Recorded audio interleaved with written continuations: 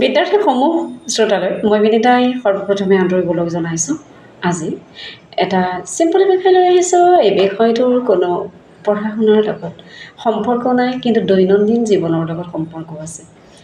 আমাক কেতিয়াবা হঠাৎ কিছুমান মানুহে ফোনত দুই একোটা প্ৰশ্ন কৰি দিয়ে, যেনে ফোনটো কৰি পেলাই অলপ সময় হয়তো ক'ব যে মই কোন কওকচোন, মই কোন কোৱাচোন। মানুহ এনেকুৱা কেতিয়াও নহয় যে মানুহৰ স্মৃতিশক্তি যিমানেই বৃদ্ধি নাপালেও মানুহজনে হয়তো সেই মুহূৰ্তত মাতটো ধৰিব পাৰিছে, কাৰোবাৰ লাগিছে, কিন্তু তথাপিও সেই মাতটোনো কাৰ হ'ব ধৰিব পৰা নাই। আৰু তেনেকুৱা মুহূৰ্তত কেনেকুৱা হয় মানুহৰ যে কোনোবা আছিল, কিন্তু সেই মানুহজন ক'ৰবাত যাব ওলাইছে, বা সেইখিনি সময়ত ঘৰত গা ধুবলৈ গৈছে কোনোবা, বা সেইখিনি সময়ত ঘৰত আন কাম কৰা মানুহ ক'ৰবাত কিবা বেলেগ ধৰণৰ এটা খেলিমেলিৰ মাজত আছে, তেওঁ নিজে বাথৰুমত আছে, ফোনটো বাহিৰত আছে, ইত্যাদি বিভিন্ন ধৰণৰ ঘটনা ঘটিব পাৰে। গতিকে এই যিটো ফানি, এনেকুৱা ধৰণৰ কিছুমান কাম আমি যে কৰোঁ কেতিয়াবা, সেই সময়ত অকণমান হ'লে আমি ভাবিব লাগে ফোনটো যে ছিৰিয়াছ মেটাৰৰ কাৰণে ব্যৱহাৰ কৰা হয়। কিন্তু ছিৰিয়াছ মেটাৰৰ কাৰণে ব্যৱহাৰ কৰিলে সদায় আমি মানে ছিৰিয়াছ মেটাৰৰ কাৰণে বুলি কওঁতে ই যোগাযোগৰ এটা মানে অস্ত্ৰ, এটা মাধ্যম। গতিকে আমি সেইকাৰণে ইয়াত নাপাতিলে নহয়, কথাখিনি আমি পতাটো দৰকাৰ।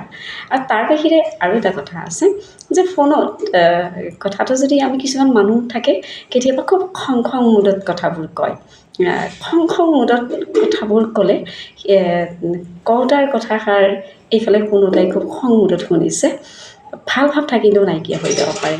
গতিকে ফোন কৰিবলৈ যাওঁতে ফোন কালৈ কৰিব আৰু কেতিয়া কৰিব, কোনখিনি সময়ত কৰিব, এইটো খুব গুৰুত্ব দিবলগীয়া কথা। যদিও মানুহে আমি গুৰুত্ব বহু সময়ত নিদিওঁ, নাইবা আমি আপোন মানুহজনক যেনেকৈ তেনেকৈ ফোন কৰিব পাৰোঁ, নিশ্চয় পাৰোঁ, কিন্তু আমি খং ভাৱটো যাতে সকলো সময়তে মনত লৈ থাকোঁ, সেইটো হয়তো আমি কমাই দিব লাগিব।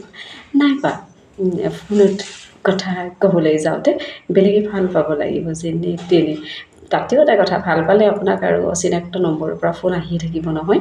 গতিকে সেইটো আপুনি নিজে চাই ল'ব। কিন্তু যিটো ফোন কৰিব, যালৈ কৰিব, সেই সংযোগৰ পাত্ৰজন যাতে চব থাকে তেনেকুৱা ধৰণৰ ফোনহে কৰিবলৈ ট্ৰাই কৰিব। বাই বিদ্যাৰ্থীৰ সমূহ শ্ৰোতাক মই আন্তৰিক ওলগ জনাই আজিলৈ এৰিছোঁ।